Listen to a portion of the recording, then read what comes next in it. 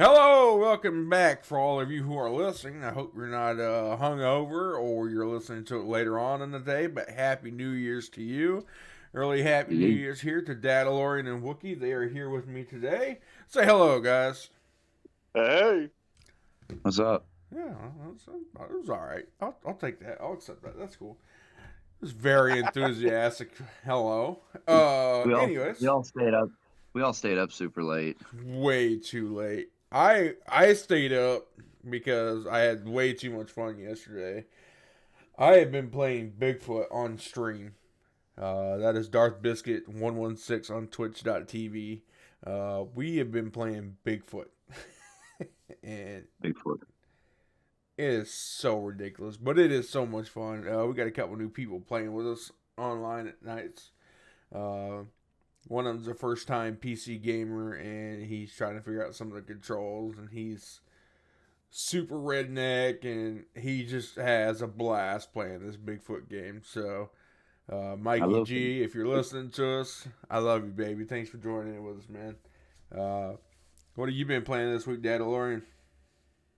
My little brother wanted to play PUBG, Fortnite, and the Halo Infinite on the firefight mode. Yeah, And then we played Lego with you yesterday. we did. Yep, we played Lego for quite a bit.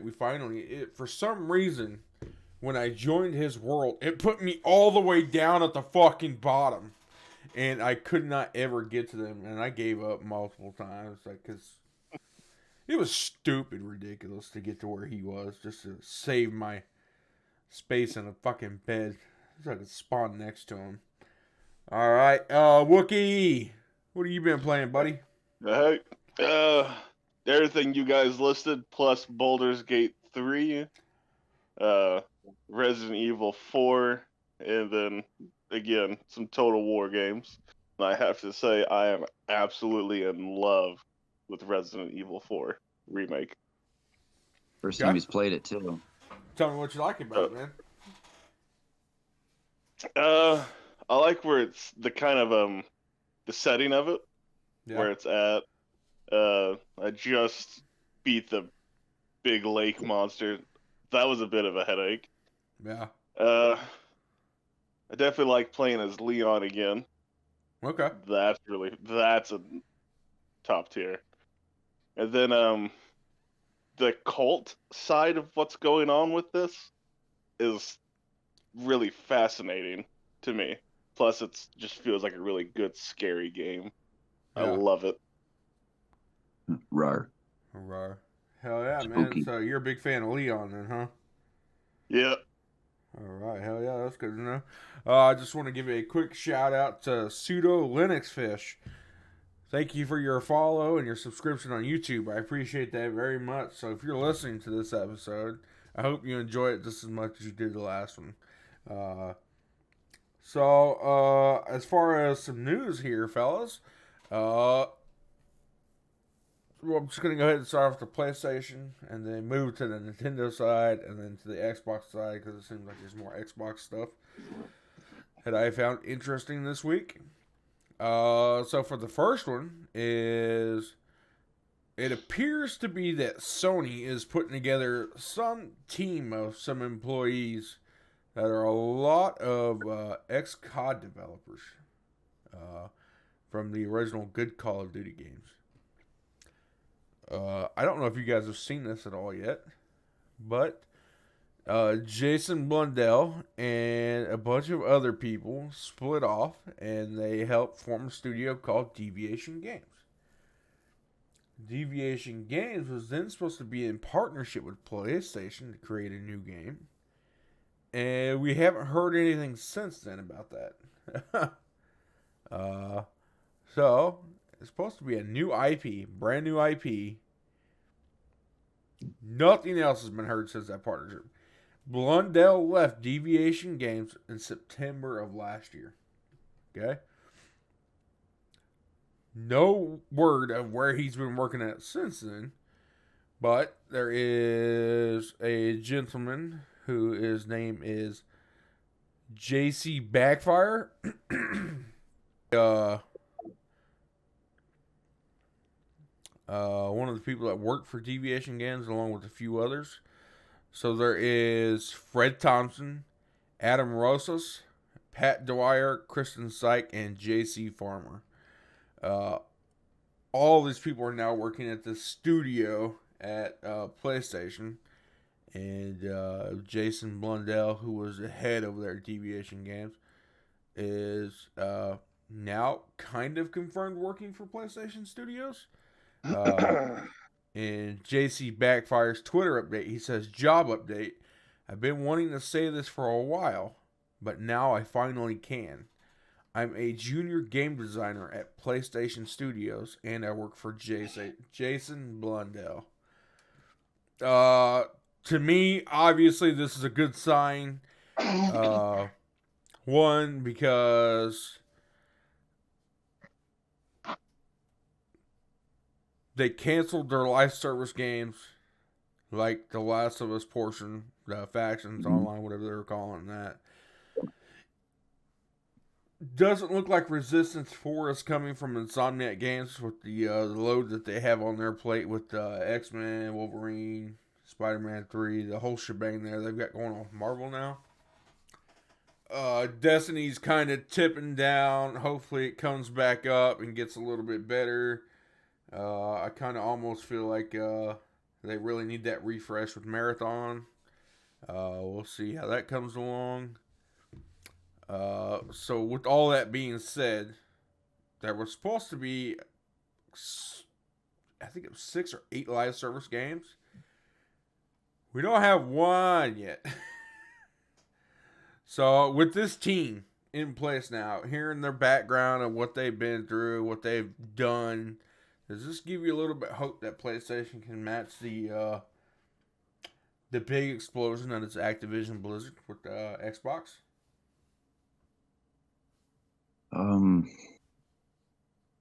I think they're taking preparation for the day that Xbox says it's exclusive. Mm-hmm. Yeah, I agree with that. I think it would be absolutely stupid for Xbox to do that, but with Xbox not really providing, I don't, it just leaves the possibility of it. So, and PlayStation is really smart with how they approach things. If it's not going to work, they're not going to do it. Yeah. And if they're getting some of those, OG COD creators back together for new IP, first thing that tells me is that it'll be exclusive, more than likely. Mm-hmm.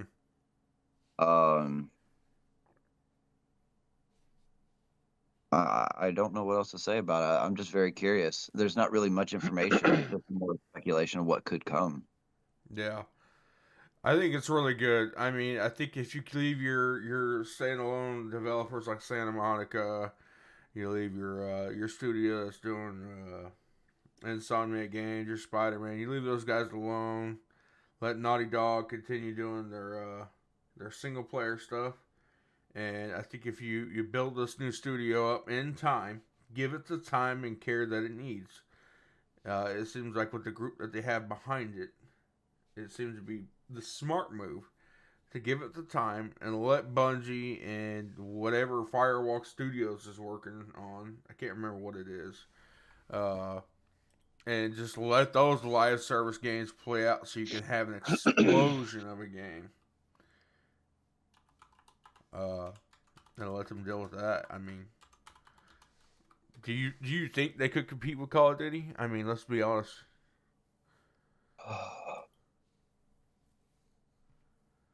I'm worried that Call of Duty is too big. You're worried that Call of Duty is too big? Yeah, not saying that it's going to be better than what they're making. I'm not saying that Call of Duty is better than what they're making. But unfortunately, there's a lot of people, like a lot of people, that attack Call of Duty. It's almost like playing the EA Sports games, like to that level. It feels like it's a huge titan to compete against. So, I would like to see the Titan fall. Don't get me wrong. I think it'd be a really cool story for PlayStation, saying that look, we took the time, we actually give a shit, and we just knocked down the biggest Titan. It doesn't matter about how deep your wallet is; it just matters about the quality. Yeah. And and the care. I would love for that to happen, but I'm not sure if it will. I think it can, just 'Cause based even the on. You go ahead. first, Well, I think it can, based on what they recently did with MW3 Okay. and kind of how they've done that, and for PlayStation to kind of look at that, get the people who made the better Call of Duty games together. I believe that they can make something that can rival Call of Duty, especially now with Call of Duty kind of declining, Mm-hmm. and it's what is it? Okay. And its quality of gaming. Gotcha. I honestly didn't realize that this was going to take such a rabbit hole for me talking about this specific article. But just so that you guys are aware, and the people who are listening or watching, if you're watching, you would have just seen the trailer that I just played. That is for Firewalk Studios game. It's called Concord. It is an original sci-fi universe and PvP multiplayer FPS launching on PS5 and PC in 2024. yeah. So So, main thing right off the bat right there for me is it's launching on PS5 and PC in the same year. yeah, Which I think is fucking smart. Yep. I don't know anything else about this game besides what was just played. That seemed like a pretty cool intro or whatever. Whatever you want to call it. Yeah, I think that's pretty cool, to be honest. We'll see when some actual trailers come out for that. they're definitely making the right moves. I'm again, like, it doesn't matter how bad the Call of Duty games get. You're always going to have those people like my younger brothers that are just like, we're getting the new game. Right. And we're going to play nothing but that. Yep. And it's like, that's hard to, that is what's hard to beat. It's easy to beat the quality of those games. It's so easy to do that. Yeah, I think I read something somewhere a long time ago that if you're a Call of Duty player, I think it was like 70 to 80%. I could be completely wrong on this number, but those people only play Call of Duty. Yeah. Which is insane to think about. Like, how could you only play Call of Duty? There's so much Outside good of games that- out there to experience and talk about. That's nuts. Outside of that, it takes up the most room on your hard drive. Yeah. But All still, right. as you said, like, you can have 4 good games compared to that one Call of Duty game. Definitely. You're not So, wrong. I get it. On to the next one. We're going to move over to Nintendo because it's going to kind of slide into an Xbox story. Oddly enough. Do you guys know who Masahiro Sakurai is?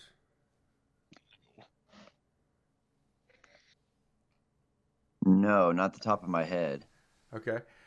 So he is the creator of Kirby, and he is also the head dude of Smash Bros. Oh. Uh, Are we getting good? well- Another one? We get another one? Here's the thing is he started a YouTube Corner? channel a while back, and people have been kind of like speculating, like, what is he doing? Is he making another Kirby game? Is he doing a Kid Icarus game? What is this guy doing? Well, he finally shared an update. He says, "I'm still creating games for the time being, but I'm also making this YouTube channel." And that was his answer.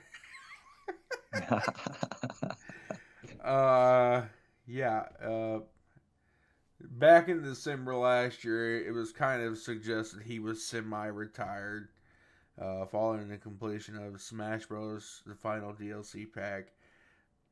If you're a Smash Bros. Player, you know Ultimate was fucking insane. Every It was character returning amazing. back, more DLC. Sora? Yeah. Sora finally being in Smash Bros.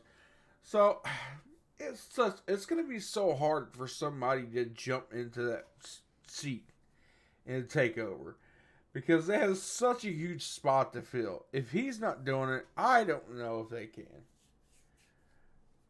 Here, I mean, I'd much rather them just add more stuff to Ultimate. that's what I was thinking. Yeah. That's what I was thinking, and let him continue to do his stuff on the side. Like I don't know what else. I don't know what else you could add at the top of my head outside of characters and some maps. And maps. Yeah. Just keep the playability there. At least for the Switch 2, assuming it's backwards compatible. I think after the Switch 2, then you kind of move on from that game and kind of like reboot the series. Ooh, that'd be cool. Yeah. And then also that was kind of just a small little tidbit. The next one would be Paper Mario, The 1,000-Year Door. It's finally rated by the ESRB, and I cannot wait to play this game so much. I love it. Rated M for mature. Right? No, it's rated E for everybody. This is one of my favorite games that I never played. It is literally the only one in the RPG series that I've never played. So, I'm ready for it. Let's go. It'll be a good stream. Oh, yeah, I'm definitely streaming that one, man, because it's going to be first-time reactions. I've been thinking about doing some Super Mario RPG, but on those nights that I stream, there's just like, there's so many people wanting to play. So I'm thinking like I'm going to just do pop-up streams throughout the week that it comes out and just play the crap out of it. There we go. 1,000-Year Door. That was originally a GameCube game, and I'm really excited to play it. It's literally the only Mario RPG game I haven't played. And I owned it on GameCube. And then I sold my whole collection for a PC. Yeah. Damn it, Phil Spencer. Damn it, Phil Spencer. You're fucking causing midlife crisis over here. Right? You dick. Anyways. Thank you, Phil Spencer. Thank you, Phil Spencer. We understand. We understand. So that leads into my next story. It's another quick one. There's an insider out there. His name is Idle Sloth. It is a story on one of my favorite franchises here, and it is about Banjo-Kazooie. Apparently, it's still an active project, but it didn't get the green light until early last year. There is a lot to do, and development can change a lot. Abandoned ideas, internal reboots, etc. Yeah. I mean, I think this game is I'm glad it's still kicking. I'm glad it's still kicking. Yep. I'm glad they haven't completely abandoned it yet. But they need to make sure this game is absolutely perfect. Because you release this on Game Pass and you sell it on Nintendo. Make a lot of money. A lot of money. Yeah. That's all I have about Banjo-Kazooie today. And then more into the Xbox side. There is a list for anybody who doesn't know. I will link this below. It is all Series X and S games that support 120 frames per second. Here is the website itself. You can go down here. Make sure you look. Make sure you look, because I was stupid enough that I didn't continue the article because all I seen was this end of the list, right? I was an idiot and I didn't look at this fucking line down here and continue. I just looked at this. Okay, this right here are older Xbox One, Xbox 360 titles that can support a boosted frame rate. Okay, on this side here is Xbox Series X. On this side here is Xbox Series S. I was worried because I'm like, Halo Infinite doesn't support 120 frames per second. That's fucked up. Only the multiplayer does, apparently. I did not know the campaign didn't support 120 FPS. But, whatever. In this list, though, you'll see every game. In case you're an Xbox guy and this is your ordeal and you love to look at stuff like this, I will link this below for you. There, you got titles on there like the modern day, you know, Call of Duties, Halo Infinite multiplayer, Devil May Cry 5, The Crucible for Destiny, Doom Eternal, F1, Fortnite, Gears 5, stuff like that. I will make sure that's listed below for you. You guys can take a look too. That's nothing. It's just I think it's cool that they put like an actual list together finally. So the last story for the day is Xbox used an AI generated art to promote indie games. This had the internet going fucking nuts, dude. I can't believe it. It feels lazy. It kind of does. I understand using AI generated stuff though for me, not Xbox. Xbox has tons of money. They can pay somebody to make art. I can't, so I use a lot of AI generated stuff for my thumbnails. And I let AI do a lot of the work as well. But you can see in some of these pictures, they look really, really goofy, and you can definitely tell it's AI generated. You can tell that they didn't proof it. Yeah, and like, bro, what in the AI hell is this? I don't know what that is. I think it's like a cord. I don't know what's going on in this picture, but there is no excuse for them to be doing this at all. So It just sounds like they're trying to cut corners again, which is their biggest issue. I don't disagree at all with that statement. I think there you go. They have removed it. They have pulled it down. Yeah, we'll see. Other than that, that is the last news story for the day. So I got one. Let me make sure my list here is clean. Yep, I'm clean. What do you got, buddy? Are you there? Yeah. So Dallas, you said you had a news story. Which one was that?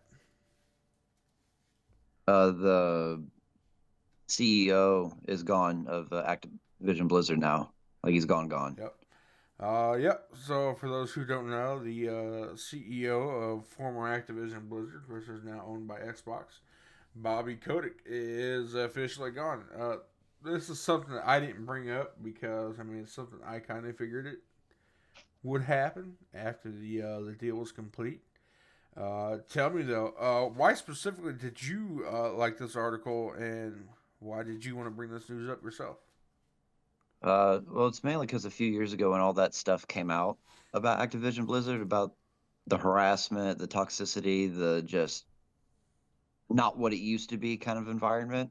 Yeah. I'm kind of glad that we're taking out some old parts of that business and replacing it with new parts. I hope that it brings a good environment, which equals better content, which means better games. So when you start taking away the love for something, then it just becomes a job. Right. And then it says in your work. It's like Chewy used to work at a pizza place, and he said that you can tell when the crew is having a bad day because it will taste that way in the pizza. Uh-huh. Yeah. So I believe that the same thing is for video games. For sure. So I just hope that things get better. Yep.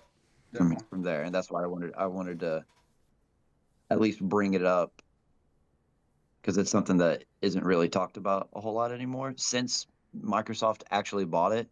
But prior to them buying it, it was everywhere. Yeah, that's something that I kind of hope that changes with the purchase of Activision Blizzard. Is that these things get taken care of by the right people? Do I think Xbox is the right people? No. I think Microsoft is the right people? No. But I hate being like, well, what's the lesser of two evils? I think the lesser of two evils would be them remaining an independent company. Yeah. but we don't get that. No. So, I'm going to stop recording. Task the fellas here with making a ranking list, or not necessarily a ranking list, but top 5 games of all time. I've got mine in order. Oh. I don't know if Tyler Dallas does. No, I'm just listing. You can't. That is too hard. It's already hard enough, Fair but enough. that would be too much for me. I'm going to go ahead and start off with Dallas. Give me your first game. Oh. Well, definitely a game that's on there is Kingdom Hearts 1. Okay, cool. So, Tell me why you picked that game specifically. I like Disney. I like Disney a lot. I really enjoyed that it's one of few games that has Tarzan in it.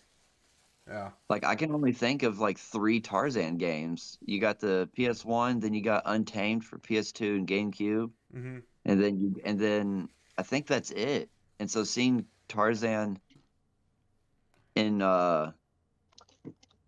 Kingdom Hearts is really cool. And then finding out through that is that Disney doesn't really own the rights to Tarzan. They Yep. just and so I don't know. Outside of that, the game is really good. I love Disney. It's a really good entryway into that universe.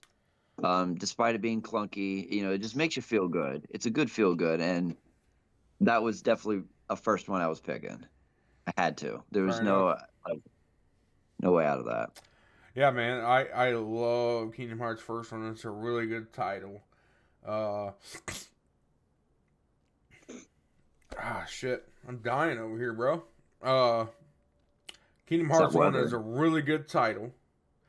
There are a lot of memories with that game. It is Yeah. Kind of what really pushed me into the whole Final Fantasy franchise as well. Like even deeper. I was already playing Final Fantasy games, but they were just meh for me.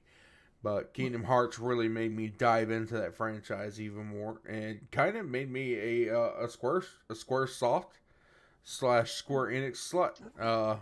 Yeah. So I will defend I'm their kind of games to the starting to end. do that. I'm starting to get there a little bit. Yeah, I know. Tyler, give me your first Oh, yeah. game, buddy. Ooh, Spider-Man 1 on the PlayStation 1. All right, man. We've talked about that game quite a bit already, but you got to tell me specifically what led you to make that decision and pick that game. What made me pick that game was it was the first game that got me into gaming. I was a huge, still am, Spider-Man fan. Mhm. And also, the missions to me, pretty cool. You get a fight. Doc Ock turns with the Carnage symbiote. That was the scariest thing ever. You had Venom, Rhino, Scorpion, Mysterio. I loved having to fight the symbiotes, and you have to use like fire webbing to kill them. It was amazing. Yeah. And then also after you beat the game and you do another playthrough, you get a different suit. You keep Yep. on going through that. Amazing. Yep. So if you can remember, do you remember a specific suit that you love to play with?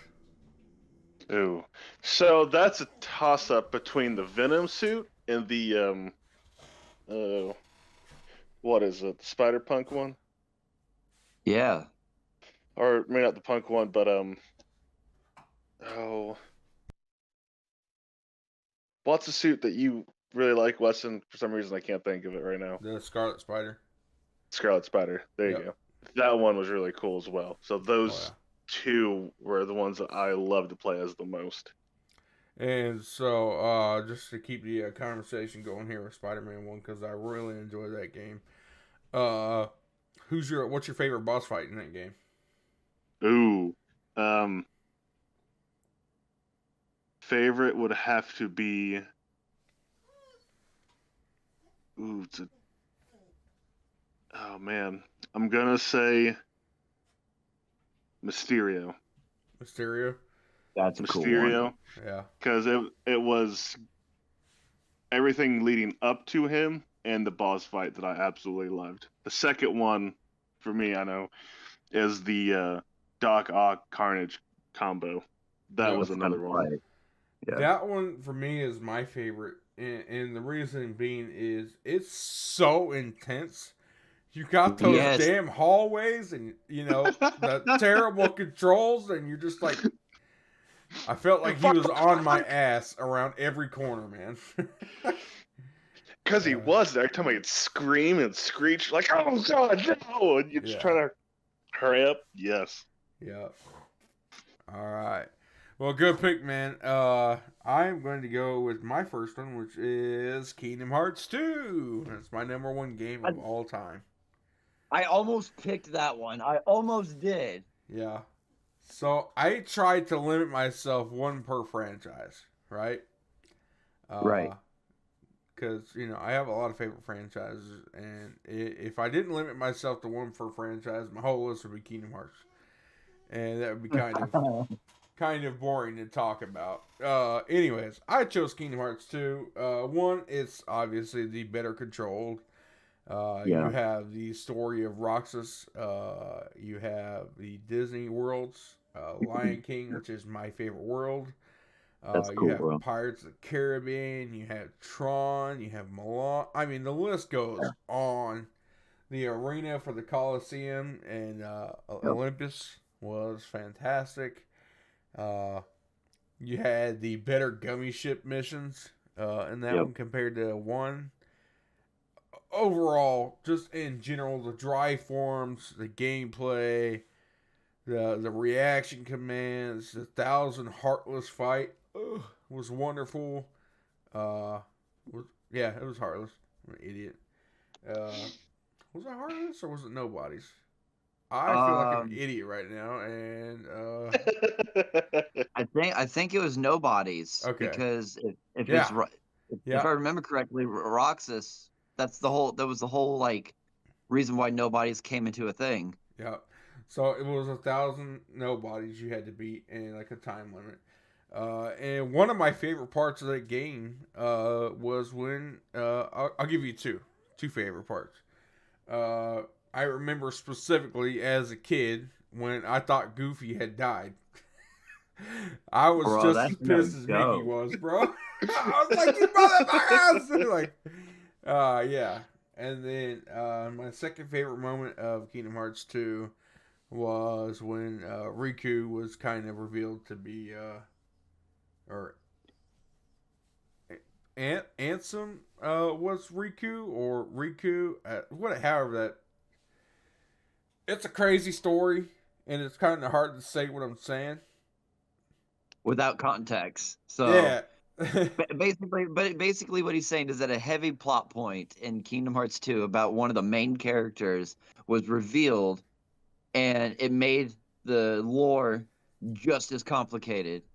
Yeah. So there's play the damn franchise and you'll see what the hell we're talking about. Yeah. Or get on TikTok. There's some people on there that explain it really well, and it's just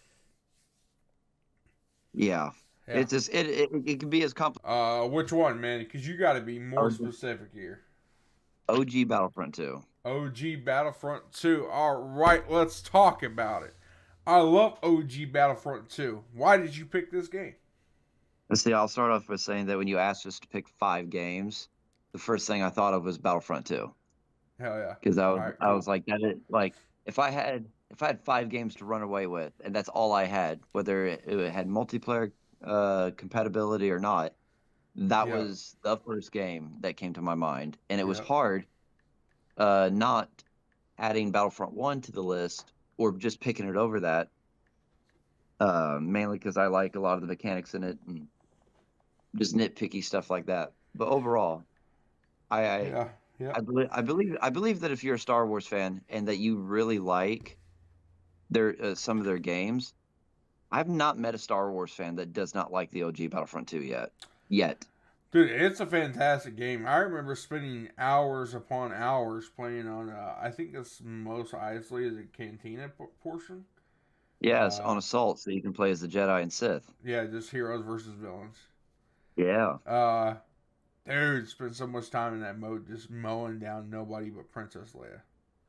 I mean, let's ignore the multiplayer portion. First off, let's ignore that and go Okay. straight into the 501st Journal campaign. Amazing. Amazing. Yes, see, exactly. That was like, so around this time, the guy that did Samurai Jack came out with a micro series for Clone Wars, right? Yep. Gendy Tarkovsky. Yep. And my first introduction into OG Battlefront 2 and Republic Commando was through the DVDs of that micro series that you can just put into an OG Xbox and Yep. play the demos. And I was like, holy shit. I was like, this is awesome.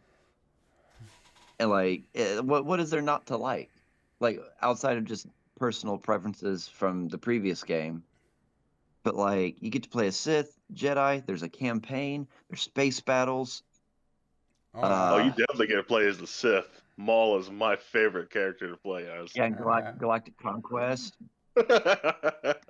Yep. Fucking dick. That's something that I really missed that they kind of missed the mark with the newer games was Galactic Mhm. Conquest. Yes. Why they didn't add that mode or did not work on it for the sequel at least is fucking stupid. Because EA is stupid. Yeah, that is true. God, EA. I hate. That's all you need to know. I so much dislike EA for how they handle their shit. Yep. Like it's. Ugh. Battlefield 5 was a pretty big letdown and all that. If you want to see just how EA can really Fuck handle their that. stuff, look at how they release- handled. Yeah, I was about to say the release of the new Battlefront 2, like the 2017. We pre-ordered the damn thing, and Yeah. once we got the game and started playing it, I didn't touch it for like 2 or 3 years until the Geonosis Obi-Wan Kenobi update came out. Oh, such a beautiful update. Like, I remember you calling me while I was working and said, I'm canceling my pre-order because I don't want to spend 60 hours plus trying to unlock Darth Vader. That shit was stupid. So, like, so obviously, I'm picking the OG Battlefront 2. Like, that's just... And even that game, like, if you know the background and history on how that game came to fruition, they half-assed it. If you believe it or not, they half-assed that entire game. Like they rushed it. But despite it being rushed and half-baked, it still was just phenomenal. I said It they did set a the- pretty damn good job then. I agree. It's one of those like it's one of those things where it really worked out. Yeah. And plus, at that time, like you got episode 3 coming out. Like, Oh yeah. Yeah, that was some really good times. I remember Battlefront 2. I'm probably getting a little bit too personal with this, but I was a jackass kid, and I ironically got kicked off the bus, and my parents didn't have a way to take me back and forth to school. So I stayed with my aunt. My aunt probably wasn't the person I should have been staying with, but it got me back and forth to school because she lived right down the road from it. But the reason why I bring it up is because my dad bought it for me, and I remember him talking about when I was supposed to come back home for the weekend. I got back and he was like, "Yeah, I'll be back," and he went down to his buddy's house down the road and took the game with him. That son of a so bitch. I didn't get to play it at all. So. that's such a your dad move too. Yeah, well, I mean, it is what it is. All right, Tyler, give me number 2 for you. Number 2 would have to be it's Lord of the Rings Battle for Middle-earth 2. It's an RTS game that was for PC, but you're able to play it on Xbox 360. Yeah, so I know they had some expansions for that game. I played it quite a bit myself. I am looking for a copy of it on the PC. For some reason, like you can't buy it anywhere. It's weird. Tell me, It's man. Battlefront 2 for Lord of the Rings. No, it's not. Oh no, that's Conquest, isn't That's it? Conquest. That is Conquest, yes. Conquest. Conquest is is really pretty cool too. So. Yes. Tell me, man. You picked this game for what reason? So it was a struggle for this game in particular because there was also Lord of the Rings Two Towers game, which was phenomenal. But Yeah. at the time, was a huge fan of it, and I love the concept of being able to control an army of elves or dwarves or um, goblins or the Mordor. So for Right. me, that was just a really cool. I was amazing, and then I just got sucked into it. And then when you could do the uh, offline multiplayer with yourself, you could choose between men, dwarves, elves, Isengard, and all them. Just being able to control that many units for me was phenomenal, and it Yeah. um, felt like part of the movies that I could actually play, Mm-hmm.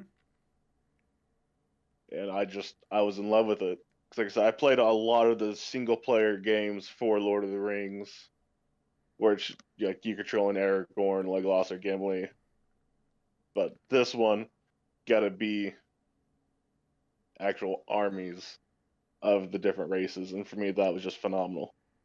Right. Yeah, I mean, I remember playing this one on 360. I remember playing the original one, Battlefield Earth 1, on PC. I'd like to get back to playing both of these games. They were pretty fun, man. Did we have it for Sebastian? Yes, Sebastian has it on 360, and I have the second one for PC. Thanks to Weston, being able to put that on the PC. I do what I do. I gotta get those files from you because I think I tried looking that up and I can't remember if I could get So them to download or you not. can't use the disc. You can't use the disc anymore, can you, Joey? Uh, Because I don't. you have the Witch King expansion. Yeah, unfortunately, I can't use that because you need the disc to play it, but you also have to Have the code. have the code to be play it as well with the disc. It's really weird. I don't know exactly how you're able to set it up, Okay. Weston. Yeah, because I cracked it. I used a crack code. Yes. Yeah, which is pretty common. Yep. Okay, I remember that now. Yeah. So an RTS game. It's cool that we're getting kind of a variety of different stuff on this list. Uh, yeah. I will move on and good pick, Tyler. That's a really good game. I will give you my second one, which is Final Fantasy VII Remake on the PS4 and PS5. Uh, Solid game. yeah, it is a really good game. What can I say about this game that hasn't already been said? Uh, the story for Final Fantasy VII is fantastic as it is. Uh,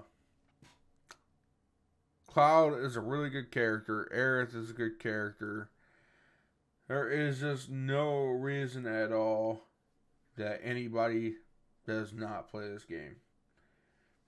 The graphics are hugely updated. The gameplay is updated. There's kind of two different modes that kind of put you in somewhat of a classic play, but still keep it modern. And then there's the modern way to play completely. Right. This is the first part of the series that I'm bringing up specifically.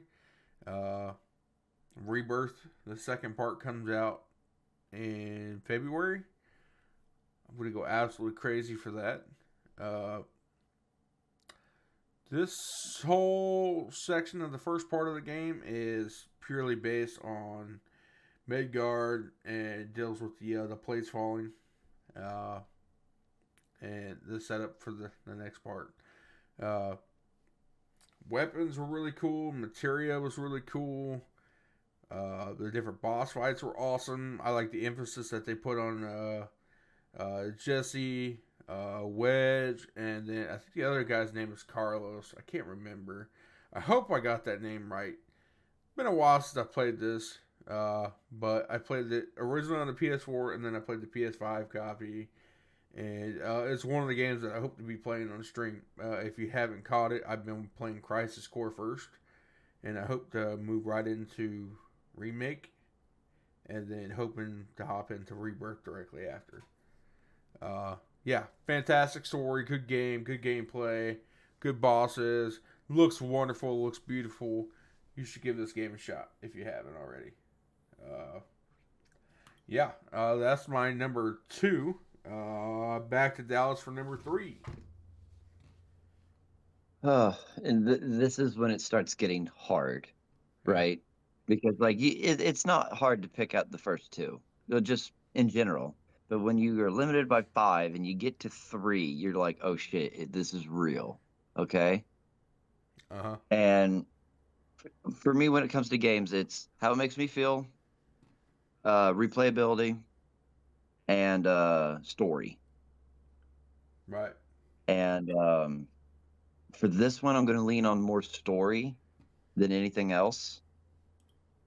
Mm-hmm. And I'm gonna pick The Last of Us. Okay.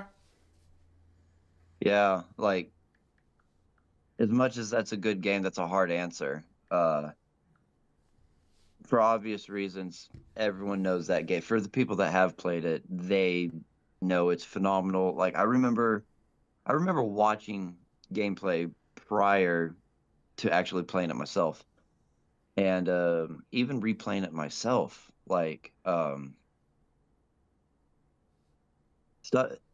it's scary. It's scary. It's when a story can shake you and kind of leave you on like a little bit of anxiety. I like it. Mm-hmm. I don't know why, but I do. And that game really, you fell in love with the characters.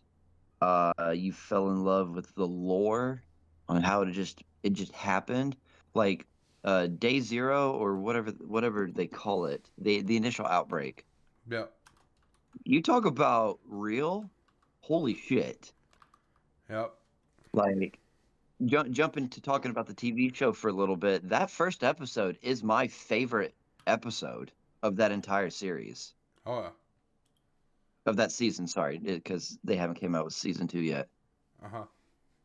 And so like yeah, and I'm glad that I replayed the game as a parent because when the game first came out, I didn't have kids.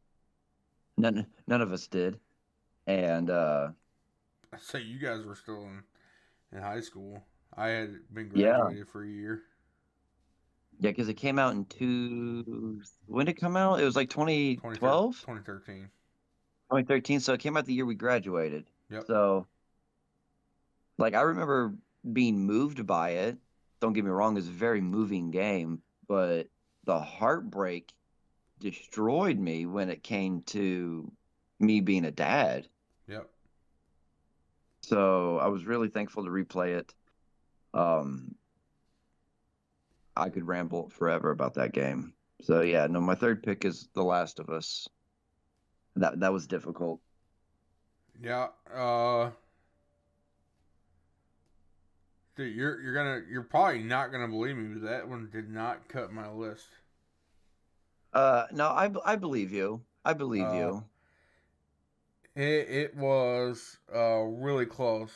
That first game really is what brought me into the horror survival genre. It is such a good game. Story. You feel for Joel and every decision that he has to make. Yep. When obviously, if you haven't played this game, you Please need go to. do it. Start or the year watch off the right and play TV it. show if you're not a game player. But if you're not a game player, I don't know why you're listening to this. But there is a second game as well. There is just something so special about this story, seeing a guy that is broken in this world that has been made, and seeing this journey with this girl that he sees essentially as cargo at first, because he's Yeah. supposed to get this girl from point A to point B, and at one point he just kind of wants to drop her off into somebody else's hands, his brother's, and he can't do it.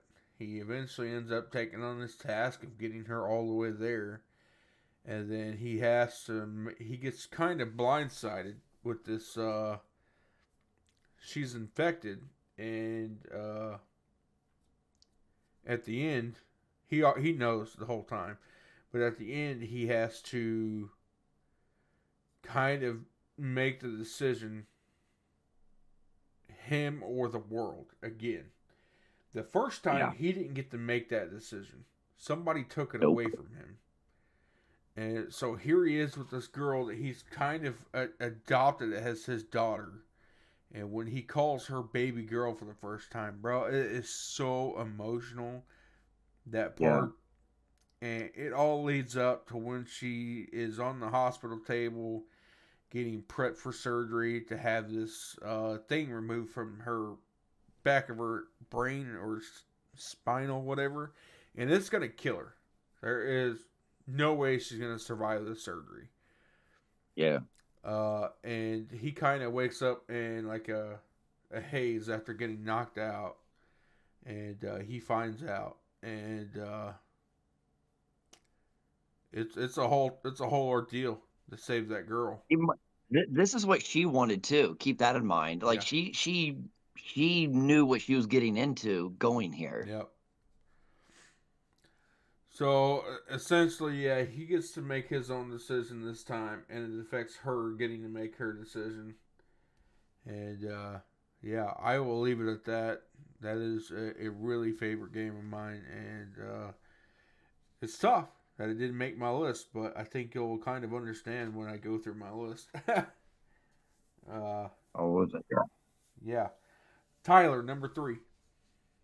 Number 3, that will have to be Fallout New Vegas. All right, I kind of expected a Fallout game on there. Oh, absolutely. I've played New Vegas. New Vegas is kind of arguably the best Fallout game. Ironically, not made by Bethesda. It is Tell the me, best game. what made you pick this one out of the Fallout franchise? Oh, see, I would say it's really tough, but I didn't play Fallout 1, 2, or Tactics. But I have recently played 1 and 2. Definitely different kind of game. Fallout 3 is a close second for me, Yeah, but New Vegas, it just has interesting factions for myself. yeah, You have the NCR, which are Northern New California Republic. Yep, New California Republic. They're kind of one of the major powers in the area. You also have Caesar's Legion, Mm-hmm. or Caesar's Legion, but they're interesting, as it's a post-apocalyptic world. This guy's like, hey, he's reading a bunch of books. He's trying to become a follower. He was a follower of Apocalypse Followers or whatever. I forget their names right now. Their main stuff is just kind of help people. He reads a few books about ancient Rome, and he kind of just gets this idea that this is a good idea.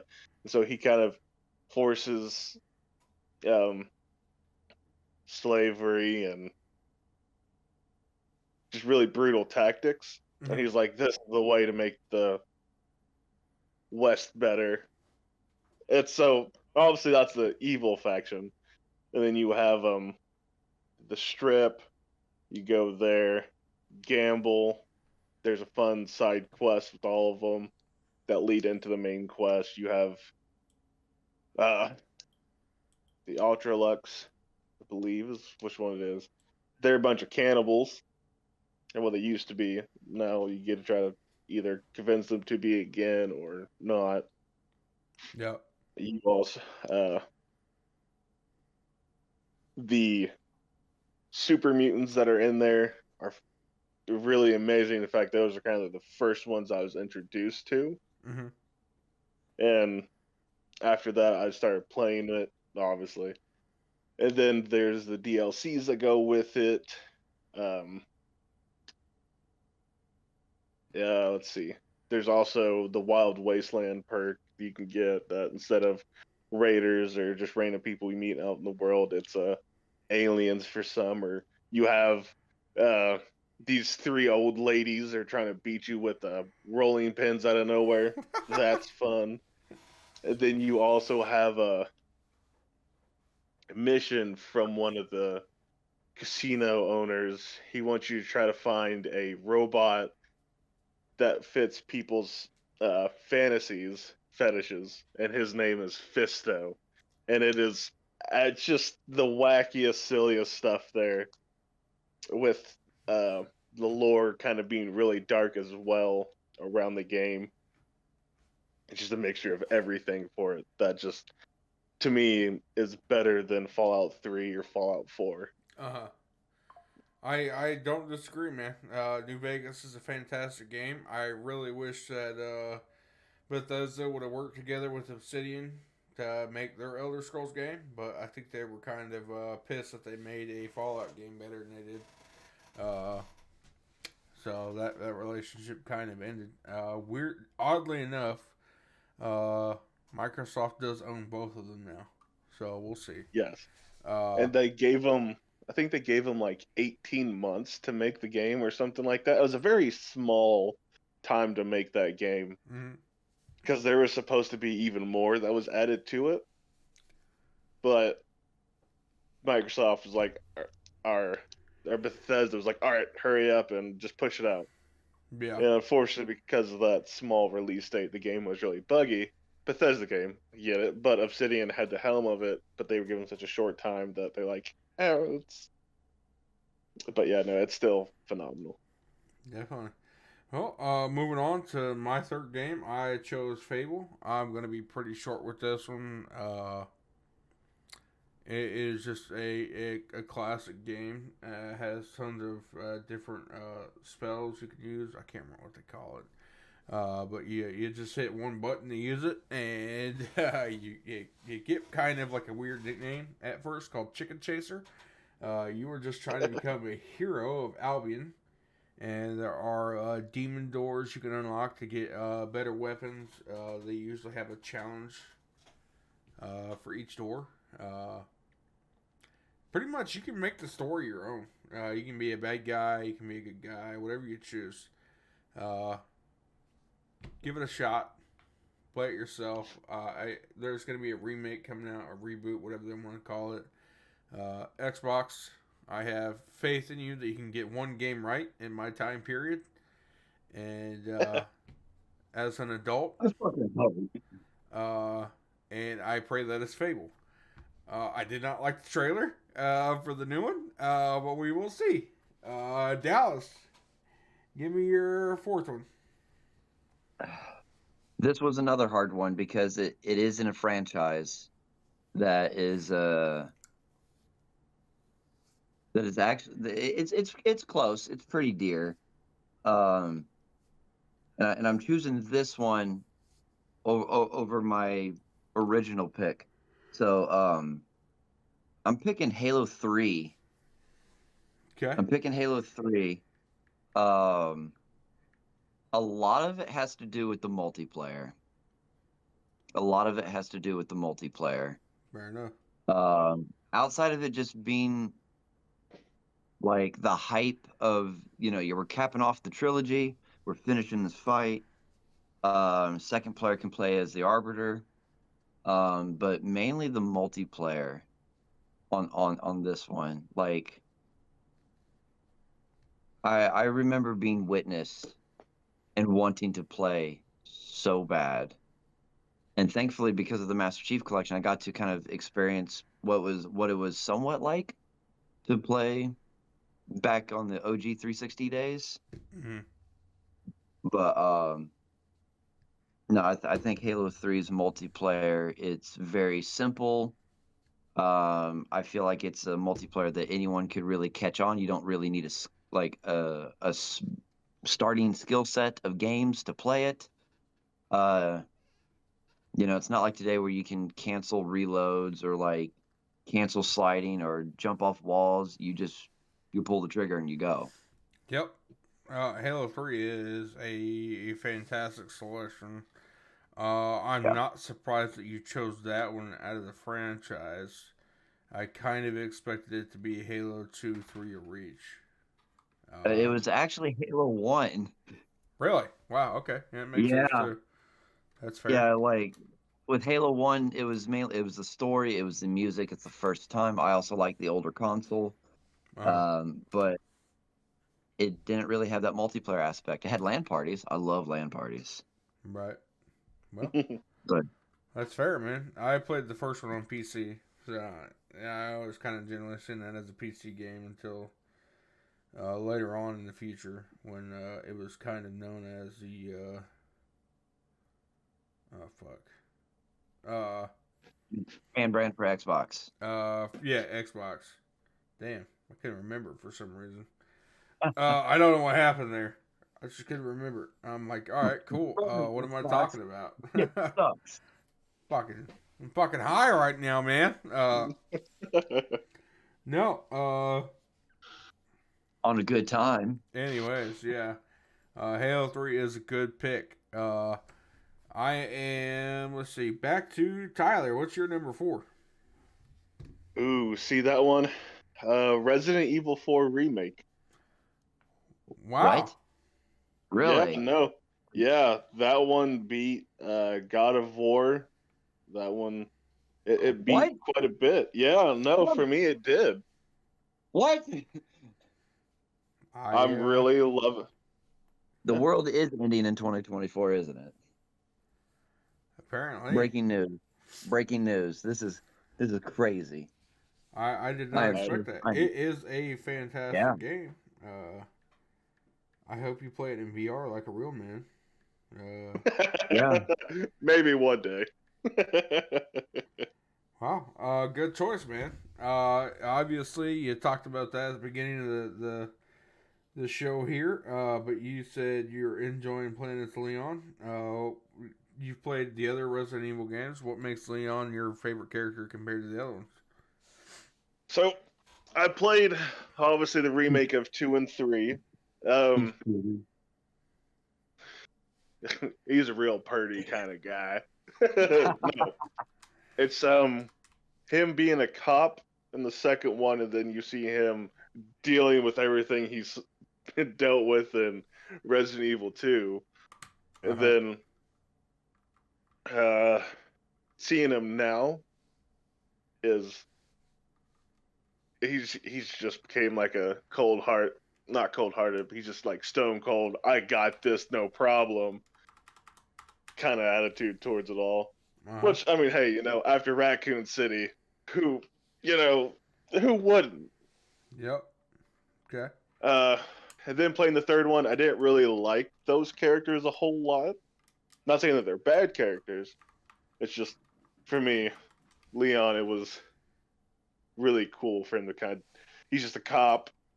He's like, I'm just here to, serve, protect everybody. And he gets hit with the whole, what the fuck is all of this? Yep. And everyone else was kind of a agent against Umbrella, but yeah, just kind of seeing how he's handled it all and trying to become just this stone cold killer when it comes to the. I'm down with that, man. Good pick. That's not something I expected from you. Yeah, neither did I. Awesome. I was shocked.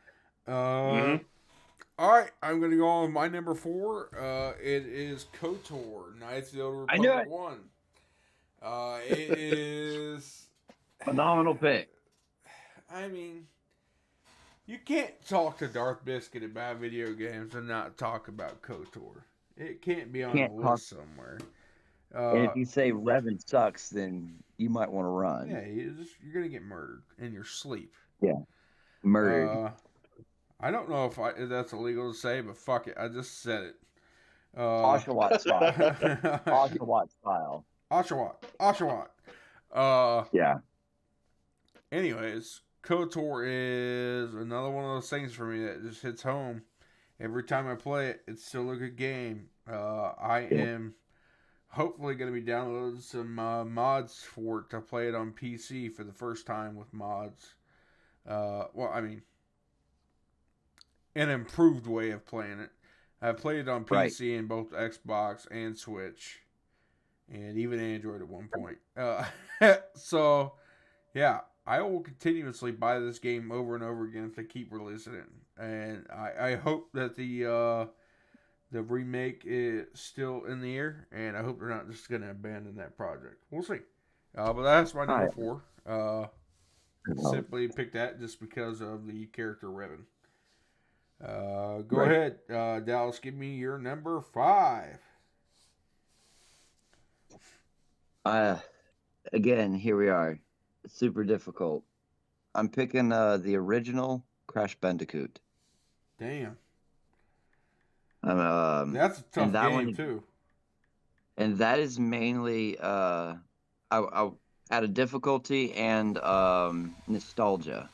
Yep. Like it's saying that it's relaxing and intense in the same sentence makes sense for this game. Yeah. Like, because it is a chill game, but then during the certain points of the game, you miss the jump, you fall in a hole, like you can't time it correctly, like over and over, and you're thinking of my wife playing the damn game, aren't you, Chewy? Oh no, I'm you, and then also Weston when he was streaming it a little bit. Yeah. Oh, that's Saturday. That's right. Yeah. You guys are dicks, man. I would have done way worse. That's all I'm saying.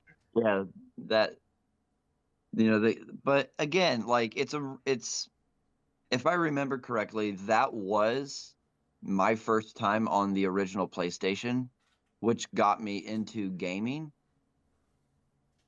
Because I went from Crash Bandicoot to living at my mom's playing Jam Packs. So, yeah, like what's not to like out of Crash Bandicoot? You know, if you're a PlayStation person, you've had to at least play Crash Bandicoot in some way, whether it was CTR, Crash Bash, Warp, like, but yeah, no, that was a tough one, but I'm happy with it. Yeah, so Crash Bandicoot is definitely an OG classic.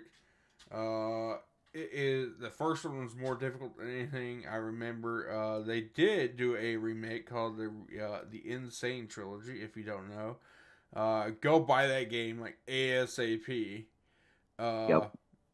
It includes the first 3 Crash games. There is the what do they call it in the CTR? Refueled.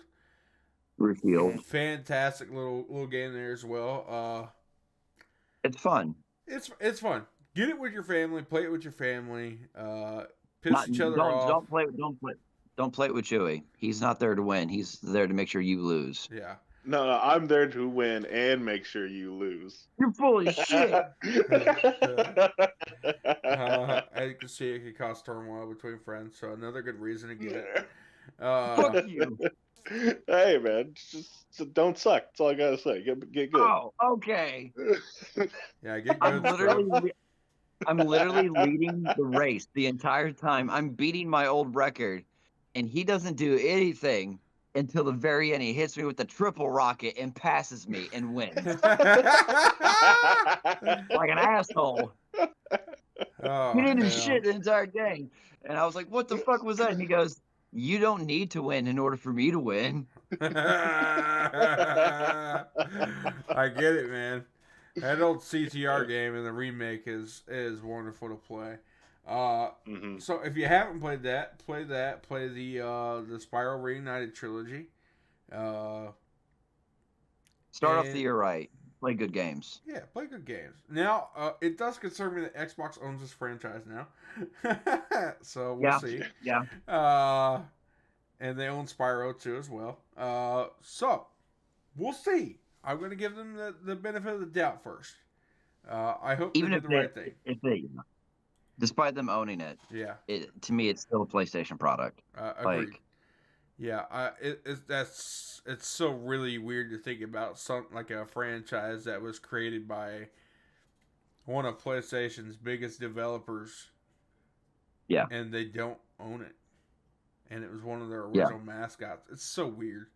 But It- that's part of it. It's part of the gaming world. Anyways, back to I believe it's Tyler's turn. What is your number 5? So my number 5 would have to be Medieval 2 Total War for PC. Okay, and I believe that's another RTS game, correct? It is another RTS game. Yes. All right. Uh. So you've got 2 RTS games on here. I want to know which one you'd rather play out of the 2. Oh shoot. I know, throw a little bit of curveball at you, but when you throw 2 RTS games that vary alike on PC, I want to know. Which do No, you that's choose? fair. I would choose Medieval 2 Total War over Lord of the Rings Battle for Middle-earth 2. And the reason for that being is Medieval 2 Total War also has expansions, 4 expansions, and they're the Kingdoms is what they're called, Kingdoms expansions. You can have a mod for Lord of the Rings. You have Lord of the Rings Third Age 3.2, Divide and Conquer, and the MOS. Mm-hmm. And that is all the Lord of the Rings factions and the many different types of units you can have on there. So for me, that would be the one that I choose to go with. Awesome. There obviously is other games in this franchise. How extensive is this franchise here? So it goes from, I guess, recently, the Bronze Age, but that's Total War Pharaoh, which obviously isn't a really well-received game. And it goes to, as far as the time eras can go to, it's, I believe, what is it? Total War Shogun 2 Uh-huh. is the furthest in the timeline. And then you also have where they just recently delved their feet into more of the fantasy. So Warhammer 1, 2, and 3. Hell yeah. But for me, I like the ones that I like the most are Rome Total War, but Medieval 2 Total War definitely is the better out of those 2. Mm-hmm. All right. Well, fair enough, buddy. All right. So I'm going to go on with my 5th pick, and that would be The Legend of Zelda. This was really hard to pick one game out of this entire franchise that I love to play. Fortunately, I was able to come to a decision, and that game was Phantom Hourglass on the Nintendo DS. And you're probably thinking, what? The Nintendo DS? Yeah, I am. I am, because I thought it'd be Ocarina of Time. Yeah. So it came down between Ocarina of Time, Twilight Princess, and Phantom Hourglass. And I chose Phantom Hourglass because the touch controls. And for those who haven't played it, the DS is a dual screen handheld console. And I remember some of the dumbest shit that I got stuck on because it had something to do with the functions of how a DS works. There is a map that you get eventually, and it has sand on it. You have to blow into the mic of the DS to remove the sand. There is a section where on the I kid you not, on the ghost ship at the end, there is something on the top screen, and you've got to get it to the bottom screen. I remember wanting to punch this shit because I couldn't. Were you an figure it out. adult when you figured it out? No, I was still a youngin'. Okay. But and I'll tell you how I figured this out. I got so mad, but I didn't want to lose where I was at in the dungeon.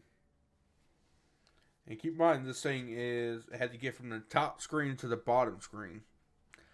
I got so mad that I wanted to punch this shit. I was just ready to quit. But instead of quitting, I hit pause and I shut my DS.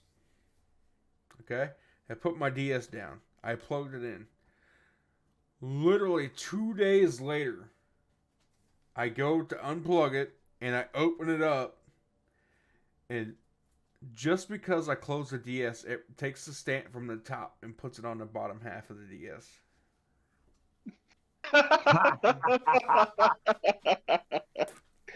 It was stupid little things like that that drove me crazy, but I love the game because of that. It was so hard to decide between that one and Twilight Princess and Ocarina of Time. And, you know, Ocarina of Time and Twilight Princess are classics in their own retrospective. But for me, my personal opinion, Phantom Hourglass just breaks it out of everything. I have it on my 3DS right now. I've been playing through it again. And some of these things, when I run past it, I'm like, you know, like trying to draw an hourglass in one motion, which if you didn't know, you go boom, boom, boom. Let me get it in the screen here. Across the top, like that, like a Z, and then you come back up diagonal. I could not figure that shit out for nothing. It made me feel like an idiot. But I had a great time, man. And I'll never forget that game. The way you traveled from island to island on a boat that had a cannon, it had an arm. You'd reach down in and grab treasure. It was a fun game. So I believe that is everybody's for their top 5. I kind of gave everybody a chance before I started this to think of one honorable mention. Yep. So you don't have to explain it, but I want to know what your honorable mention was, Dallas. It will be the complete saga, the complete edition saga, like the original Star Wars Lego. Gotcha. That has 1 through 6, not the new one, not the Skywalker saga. Yep. The complete saga. The actual Lego Star Wars. The actual Lego Star Wars, the good Lego Star Wars. Yep, I agree. And Tyler, give me your honorable mention. Ooh, my honorable mention would have to be the first God of War game. The original God of War? The original God of War. For PS2? Yep. So my honorable mention was The Last of Us. Sweet. Yeah, I since this is my show, and I'm going to kind of go ahead and throw some more out there that I would like to mention, from my personal opinion, and then I'll kind of let you guys go if you want. Jak 3. Oh, that's a good one. Spider-Man 2018. That's a good one. God of War 2018. Ghost of Tsushima. Mm-hmm. Oh, that's a phenomenal game. And oddly enough, I'm sure you guys know why, but Halo 5. I had a blast playing that Warzone mode. They need to bring that shit back. And then I will go with one final game, and it's going to be... I can't think of anything. Black Ops 2. I'll go with BO2. I'll give you an online game there. Oh, that's so cool. Wookie, any last honorable mentions, buddy, that you kind of just want to point out real quick? Man, so there's Lord of the Rings, the Two Towers game. Fair. There's Gears of War 2 for myself. Sorry. That's okay. And then you have Last of Us. Yep. Fair. Yep. And what about you, Dallas? Oh, there you listed some. There's Ghost of Tsushima. There's God of War 2018. There's Spider-Man. There's Ultimate Spider-Man. There's Star Wars Republic Commando. I have too many.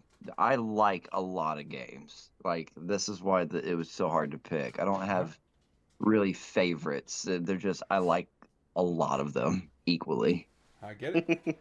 I get it. Well, that's our show for today. Obviously, if you guys are paying attention to what's going on, you guys know that I stream on Fridays and Saturday nights at 8 p.m. Eastern Standard Time on twitch.tv DarthBiscuit116. You may see something come up on dual streaming on both YouTube and Twitch. So whatever platform you prefer, be on the lookout. I'm probably going to start dual streaming on both platforms. I'm kind of seeing more engagement here on YouTube than I am on Twitch. I know there's kind of no discovery on Twitch, but I still like that platform for streaming as well. So to kind of help get my name out there a little bit more and hopefully get more followers, subscribers, whatever the case may be. I'm not trying to become the next big guy, but I would love, to get a following. So this is more, I wouldn't say more fun, but, I kind of feed off of people as well. So if I can get more people in the chat, I think the amount of fun at these streams that we already have anyways, which is usually just a lot of me screaming like a bitch. Whatever the game may be. It seems like we're always playing scary games. I don't know. But yeah, I cry like a bitch. I scream like a bitch. So if you want to see that, head over there and give me a follow and a subscription there. And I will see you guys next time. Yeah, hit that notification, man. Yep. Start the year off right. Play good video games. There you go. You heard it. Play good video games.